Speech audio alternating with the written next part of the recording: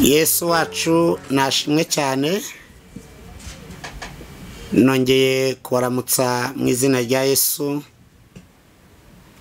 No mukozi w'Imana yamuremye Desire ubaramukije. Ngarutse kuganira namwe, ndabaye ikaze mwese. Imana ibampera umugisha. Reka dusenge tuganire ijambo ry'Imana. Mana data twese turagushimiye kuko uri umwami mwiza, uri kwizerwa, nta yindi mana ihwanye nawe. Bana natwe mwiri teraniro, ijambo ryawe ry'imbaraga kuzaryumva wese, ukora imirimo n'ibitangaza kandi rihindura imitima myinshi. Urakoze kuko uduhaye kugira umugisha imbere yawe kandi ugakora ibikomeye mu mitima yacu. Mu izina rya Yesu, amen. Dusome ijambo ry'Imana mu gitabo cy'Itangiriro ibice 6, duhere ku murongo w'8 n'u9. Haravuga ngo ariko Nowa agirira umugisha ku Uwiteka. Uru ni rwo rubyaro rwa Nowa. Nowa yari umukiranutsi, yatunganaga rwose mu gihe cye. Nowa yagendanaga n'Imana, Imana nihimbazwe. Nejejwe n'Imana no kubana namwe aho muherereye mwese mu mpande enye z'isi, tuganira ijambo ry'Imana rivuga ngo Nowa agirira umugisha ku Uwiteka. Iki ni igihe kitari cyoroshye, ubwo Imana yarebaga abari mu isi ikabazwa n'ibyo bakora. Iyo dusomye ku murongo wa 5 avuga ngo kandi Uwiteka abona yuko ingeso z'abantu zari mbi cyane mu isi, kandi ko kwibwira kose kw'imitima yabo itekereza ari kubi gusa iteka ryose. 6 Uwiteka yicuza yuko yaremye umuntu mu isi, bimutera agahinda mu mutima. Imana idufashe. Iki gihe Imana yaje kureba ibikorwa by'abantu bari barimo, isanga abantu babaye babi. Biratubwiye ngo Imana iricuza icyatumye irema umuntu ikamushyiraho, ngo kubera ko abantu bari babaye babi rwose, ngo n'ingeso zabo ngo zabaye mbi iteka ryose. Mu yindi mvugo, kwari kuba mubi kudateganya kwigarura, kudateganya guhinduka, kudateganya gukosora ibyo umuntu yakoze, ahubwo ariko akunda umuntu aba mubi akumva ko ari bwo buzima bwa misi yose. Imana ibyitegereje ngo biyitera agahinda mu mutima, ngo yicuza icyatumye irema umuntu. Ariko nubwo abantu bari babaye babi, hari undi muntu witwa Nowa, we ntabwo yari yabaye mubi. Mana idufashe natwe tumere nk'uyu mukozi w'Imana. Nubwo abantu bari babaye babi, we ntabwo yari ari mu kibanza cyo kuba mubi cyangwa se guteganya kuba mubi. Biratubwiye ngo ariko Nowa we agirira umugisha ku Uwiteka, kuko Nowa yari umukiranutsi. Biratubwiye ngo yari umukiranutsi, ngo mu gihe cyiwe. Mana idushoboze ngo kandi yagendanaga n'Imana. Icyama nawe ukagendana n'Imana. Iyi minsi ya none abantu bagenda baba babi kandi bakumva ntacyo batwaye. Abantu baragwije kwiyoberanya, abantu baragwije kwishushanya, abantu baragwije kwama eglise badahinduka, bagakurushaho gukora ibyaha. Ariko umva nkubwire wowe, reka ugire umugisha ku Uwiteka, reka ugire umugisha ku Mana, kandi nta kindi cyatuma ugira umugisha ku Mana nuko wahinduka. Igikomeye si imyaka myinshi tumara mu rusengero dusenga, igikomeye si n'amazina batwita, igikomeye si uko turi abahanuzi, igikomeye si uko dukoreshwa ibitangaza. Imana dukeneyeho ni ukumera nk'uyu mukozi w'Imana, tukagira umugisha ku Uwiteka. Nta kindi arusha abandi bose nuko yari umukiranutsi. Haleluya, yari umukiranutsi. Mu gihe abandi bakora ibyaha, mu gihe abandi bakora ibyo bishakiye, waravuga ngo hoya, nge ntabwo naba mubi nk'abandi, nge ntabwo nakora ibyo abandi bakora, nge ndashaka kugendana n'Imana, nkakora ibishimwa n'Imana, sinshaka gukora nk'uko abandi bose bakora. Umva mwene data unyumviriza, urashobora kuba warakundaga Imana ugahura n'abantu bakora nabi, ugahita ubona uvuye ucitse intege. Urashobora kuba warakundaga Imana ugahura n'abahanuzi babyononye, bangije ubuntu bw'Imana, bakora ibyaha kandi bakaba bari gukorera Imana, bigatuma nawe uba mubi. Garuka ugire umugisha ku Uwiteka, kandi azi ko uyu mugisha nawe urawushaka, ariko kugira ngo ubone nuko watsinda icyaha. Igikomeye si uko urababaje Imana, igikomeye no gukosora ibyo wakoze, kandi Imana iracyagukunda. Ntabwo Imana yakureka ngo nuko byagenze uko, ahubwo umutima wawe niwongere wumve ukunze Imana, kuko n'umuremyi wawe niyo ifite ijambo rya nyuma ku buzima bwawe. Abantu baguta, inshuti zaguta, abakomeye bakwirengagiza, ariko Imana mwagumana. No mu byago yo muragumana. Ntabwo ireba igisekuru, ntireba icyo uri cyo, ntireba ibyo wize, ntireba igihagararo ufite. Iki ikeneye ni ugukiranuka, ukagira umugisha ku Uwiteka. Imana ikubashishe. Iyo dukomeje gusoma, reka dusome twumve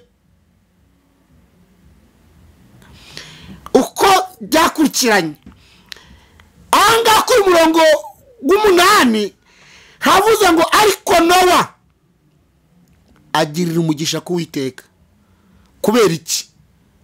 Murongo w'9, uri ni rwo rubyaro Nowa, nirwo rubyaro rwa Nowa. Nowa yari umukiranutsi, cyo ni cyambere, yatunganaga rwose mu gihe cye. Imana itubashishe. Nowa yagendanaga n'Imana, yari umukiranutsi mu gihe cye. Abandi bakora ibyaha, wakumva ko afite umutima gutinya Imana. Mu gihe cye abandi bakora ibyo bashatse, abandi bakora bibi, abandi bakomeza gukora biravuga ngo ndaza kwasoma ngo barimo biyonona. Nowa akirinda. Barimo bakora ibyo bashaka, bakora ibinezeza imitima yabo, imibiri yabo, bumva ko ntacyo bitwaye, bakora ibyaha uko babyibwira. Ariko nakavuga ngo hoya, nge nzakiranuka mu gihe cyanjye, ntago nzahemuka, ntago nzakora ibyaha, nzirinda nezeza Imana. Icyama nawe uri kunyumviriza ukagira uyu mutima. Reka twihute tugere ku murongo wa 22. Havuga ngo Nowa agenza atyo ibyo Imana yamutegetse byose, aba ari byo akora. Imana nishimwe. Ntabwo urumva uyu munsi wa none abantu benshi ntibashaka gukora ibyo Imana ibategetse, naho baba ari abakozi b'Imana. Mfite ikibazo maze iminsi nibaza, mbega ko bivuze ngo Nowa akora ibyo Imana imutegetse byose, aba ari byo akora. Uyu munsi twebwe turakora ibyo Imana idutegetse cyangwa turakora ibyo twishakiye? Ese byari biki? Imana yaramubwiye ngo genda ubaze inkuge, imubwira igiti azabaza, imubwira urubaho ko ruzarumeze, imubwira uburebure bw'urubaho, imubwira ko iyo nkuge izaba igeretse 3, ari etaje igeretse 3, imubwira aho azashyira amadirishya, imubwira uko azakora umuryango w'urugi, ariko urugi ntarukore kuko Imana yari ifite urwayo izizanira. Biratubwiye ngo Nowa aba ari byo akora, Nowa akora iby'Imana imutegetse. Erega mbibutse ko inkuge ari agakiza uyu munsi dufite twahawe na Yesu. Mbega iby'Imana igutegeka, wowe nibyo ukora.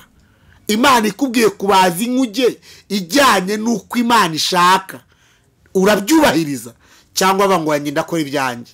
Uyu munsi abantu benshi bari kwihenda ijuru bavuga ngo turakora ibyacu, ariko reka nkubwire, iyi nkuge ifite igiti bayibazamo, ifite uko ikorwa, ifite uko bayibaza n'ibyateganyijwe n'imibare ntarengwa ugendera kugira ngo ukore iby'Imana igutegetse. Ukwiye kwibaza muri iyi nzira y'agakiza, ukibaza ngo mbega kuko urashobora kuvuga ngo ngenza kure ibyo numva igikundi uko njya gusenga, ariko se wishe kamere byagutwara iki? Niba biri mu by'Imana ishaka ko uhindura, wabihinduye ukagira umugisha kuwiteka. Ese biramutse hariho n'ibyo ukunda binezeza umubiri wawe, bikangombwa ko Imana ivuga ngo hoya ibyo simbishaka, kora ibyo shaka, mbega byo ntiwabyemera ukagira umugisha kuwiteka, ugakora iby'Imana igutegetse byose akaba byo ubahiriza. Erega Imana yari izi imbere uko bizabyifashe. Erega Imana yangaga ko yabaza inkuge izuzuramwo amazi. Uzi ko aragiye wakibesha kubaza inkuge y'ubukristo bwawe, mu minsi mike ukazasanga warengewe n'ubugingo ukabibura, kandi umaze imyaka mu rusengero ukijijwe, unaririmba, unahanura, unavuga no mu ndimi, ndetse wasenye n'abarwayi bagakira. Ariko ujye wigenzura, mbega ukora iby'Imana ishaka, iby'Imana igutegetse nibyo ukora, cyangwa ukora ibyo wowe wumva ko ari byo bikubereye byiza.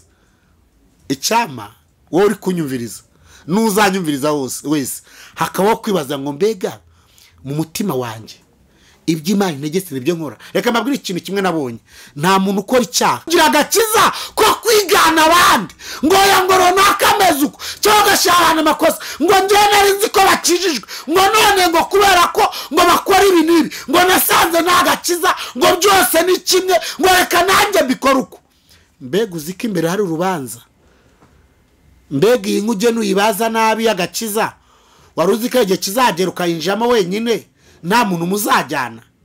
Mbega uzi ko igihe kizagera bikangombwa ko imvura cyangwa se ibihe bibi byagushyikira wenyine? Iyo tuvuze imvura abantu benshi bumva intambara, abandi bakumva ngo ni ibihe bizaba ku isi cyangwa mu gihugu. Reka nkubwize ukuri, ibihe bibi byagusanga muri shambure wowe wenyine, ibihe bibi byagusanga mu kazi wowe wenyine, ibihe bibi byagusanga mu muryango wowe wenyine, imvura ikagwa. Iyi nkuge y'agakiza waba utarayubatse neza ukarengerwa, n'usanga umuntu yiyahuye, n'usanga umuntu yakoze iyo atagomba gukora kubera ko kwihangana byamunaniye. Ariko uva nkubwire, ubajije iyi nkuge ukayikora uko Imana ishaka, ugakizwa uko Imana ibona ko binezeza, mu misiri imbere y'abantu batanga icyo bakumarira, Imana yagira iki kumarira. Reka nkubwire ijambo ryantangaje. Iyo dusomye ku murongo wa 18 hari amagambo yantangaje. Imana irabwira Nowa, ariko nzakomeza isezerano ryanjye nawe, uzinjirana muri iyo nkuge n'abana bawe n'umugore wawe n'abakazana bawe. Imana ihimbazwe, Yesu nashimwe. Aya ni amasezerano Imana yabwiye Nowa, iramubwira ngo ariko wowe nzakomeza isezerano ryanjye nawe, nubwo isi ifite ibibazo, nubwo tumwe bigoye, nubwo duhura n'ibihe binyuranye, ibihe bya covid abantu bagenda bavuga byarabahombeje, abandi byateje ibibazo, abandi babuze akazi. Ariko uva nkubwire, wari uzi ko Imana yajyana isezerano nawe ikavuga ngo uko byamera kose wowe nzakomeza isezerano ryanjye nawe. Ibyo abandi bahura nabyo wowe ntabwo uzahura nabyo. Ubwo abandi bahura n'ibihe binyuranye, wowe ndirahiye ndi Imana yawe, nzakugirira neza, nzabana nawe. Haleluya. Ubwo abandi bari kurira ibintu byose byanze, ubu se tuvuga ko n'abantu bagize umugisha muri covid, none se akabaza barawukuye he? Ariko barahari, bubatse, babayeho neza, barahari pe, bagize ubuzima bwiza badafite ubwoba na buke bw'ibyabaye. none se wakibaza ngo abo ngabo ntibari mu gihugu? Barahari pe. None se wowe kukiwishwe n'amaganya n'ubwoba, dore ikintu ubura ni ugukiranuka.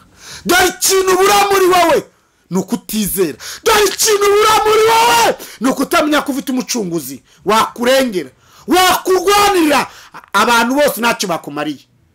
Njye ubwanjye ndi umugabo wo kubihamya. Hari ibihe binabayemo nashobora kubona umuntu wagica amarira, abantu bose bantaye, nabonaga ko nzavamo umuntu, ariko umunsi wa none icyamuka azagera iwanjye. Yesu yangiriye neza, nanjye narubatse, biremera birakunda. Umva icyo ngusaba, utitaye ku bihe byakubayeho, utitaye kuko abantu bagufasha mu muryango, utitaye kuko abantu bagukomerekeje, utitaye uburyo abantu bagusuzugura, utitaye ku bihe bibi ubona imbere yawe bitewe n'uburyo wavutse, bishuti ya Yesu nawe arakomeje isezerano ryawe nawe. Abantu ntibarizi icyo yakugambiriyeho, icyo yakuremeye, icyatumye kurinda, icyatumye uriho nta muntu umukizi, n'ibiri imbere ntawe ubizi. Ariko abantu bose igihe cyagera bagapfukama imbere yawe bagaca bugufi, kuko Imana yakomeje isezerano ryawe nawe. Mbega ujya wibaza ko ryaba ryaravuyeho?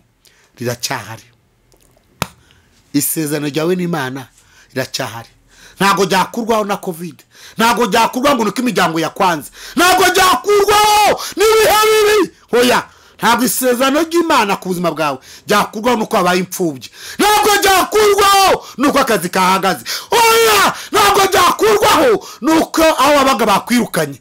Isezerano ry'Imana nta kintu cyakikuraho kireka ibyaha no kwitwa nabi k'umuntu. Ariko Imana yagambire ngo nzakubahisha, irakubahisha.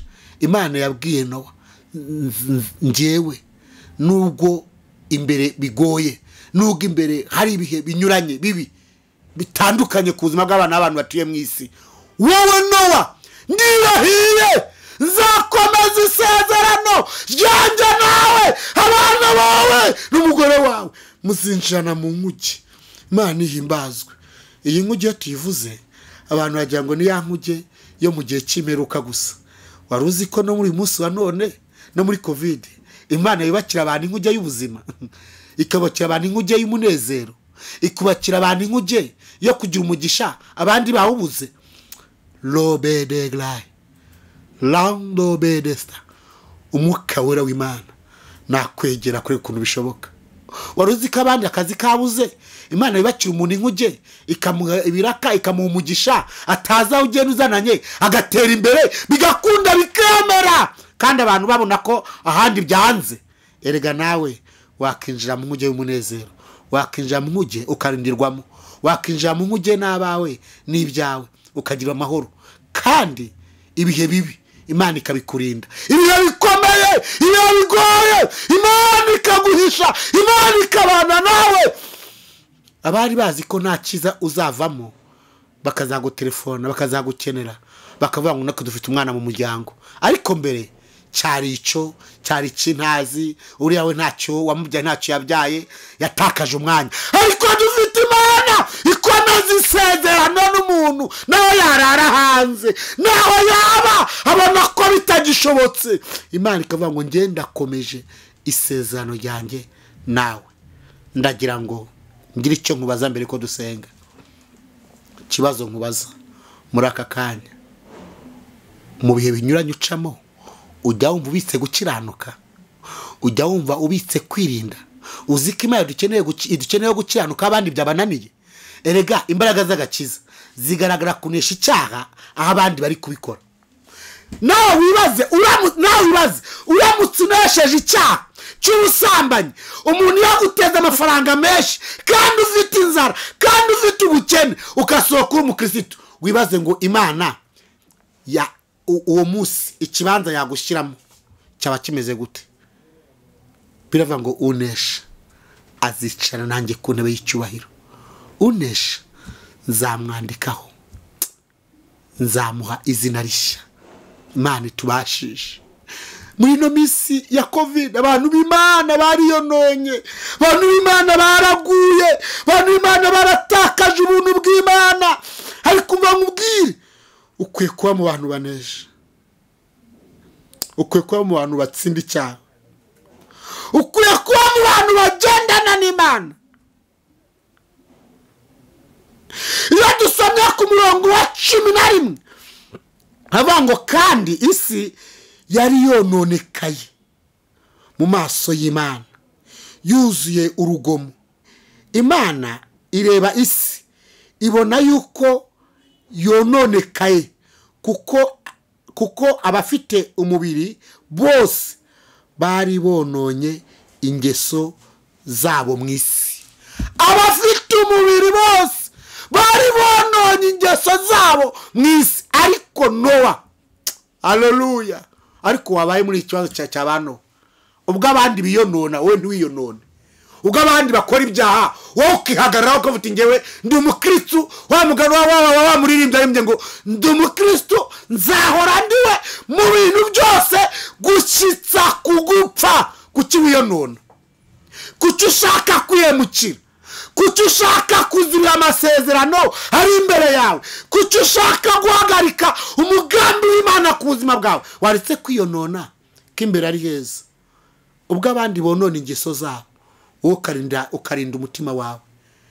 Birava ngo rinda umutima wawe kuruta ibindi byose birindwa, kuko iby'ubugingo uvuga nimwe bikomoka. Erega niba ushaka ko Imana ikugira neza, irinde kwiyonona. Hari abantu biyonona, hari abana biyonona, hari urubyiruko rwiyonona, hari abagabo biyonona, hari abagore biyonona. Mana we, Imana idutabare. Hari abakozi b'Imana biyonona kandi bitwa ngo nabakozi Imana mu rusengero, bakiyonona bagahemuka, bakabesikoro, bakababeshi, bakabamemuke ndamuke. Ariko waretse kwiyonona ko Imana ikubikiye umugambi mwiza. Mukanya turagusengera Imana. Hari abantu batiyononye muri Bibiliya, barinze ubuntu bw'Imana. Ese wibaza yuko Dawidi ataye gukora ibyaha? Ese wibaza ko Yosefu ataye gukora ibyaha? Yosefu ko yirinze bigakunda. Ese wibaza ko hariya yageze umugore akamwifuza atarabonye icyubahiro, ariko se katabikoze kurinda ajya no muri gereza akabika ubuntu bw'Imana yiyonone? Ni ibihe bibi byatuma wiyonona? Ni imiryango, ni inzara, ni ukwangwa, nuko abantu bakubeshya bakagukomeretsa ugatakaza ibyiringiro muri wowe, wikiyonona. Yesu akubikiye umugambi mwiza. Komeza ugendane n'Imana, komeza ukiranuke. Abandi babivamo bigumemo, abandi babireka, wowe ugira umwete wo kubikora. Abantu bariyononye ngo nta pasiteri bahari, ngo ntabwo dusengera, ngo tume bya covid turi muri guma mu rugo, ngo ubwo rero ngo byarangiye. Nicyo gihe Imana yandika abakiranutsi. Aho Imana ivuga ngo uriya we nagasenga kubera yuko pasiteri yamubonye arakiranuka, nawe yaba ari wenyine mu nzu abitse ibyo kwizerwa. Ndagira ngo dusengane Imana uyu mwanya. Ndagira ngo ubaze ikibazo, ntiwiyononye? Hari igihe umuntu yiyonona akabaza Imana, ndetse n'amahirwe yiwe yeje akayica. Umuntu akamuhesha nagukunze, ari umukobwa akagombye kuzakora mariage agategura ejo heza, cyangwa ari umusore agombye ugasanga agiye mu musambanya agiye kubyara abana bamwibarabara hirya no hino, mu nyuma akazasanga ntafite iyava niyagana, ahubwo ameze nk'umusazi mu muhanda kubera kwiyonona. Umuntu akakubesha ndagukunda, mu kandi kanya akakoresha ibyaha, ugasanga utakaje amahirwe y'ubuzima.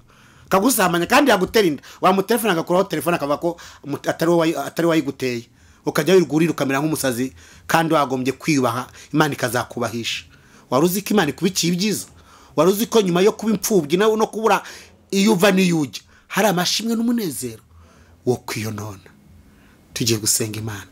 Nowa yari umukiranutsi mu gihe cyiwe, yari umukiranutsi kandi yagendanaga n'Imana. Mwifurije ko umukiranutsi kandi ukagendana n'Imana. Samura ikiganza uherereye tugusengere, cyangwa upfukame ubwira Imana ngo Mana, ndinda kwiyonona, menye ko kimbikiye umugambi mwiza. Ndinda kwihemukira, ejo hanjye ni heza. Ntiwisuzugure kubera ibihe n'imizi. Imana izakubaramo umumaro kandi Imana ikubikiye ibyiza.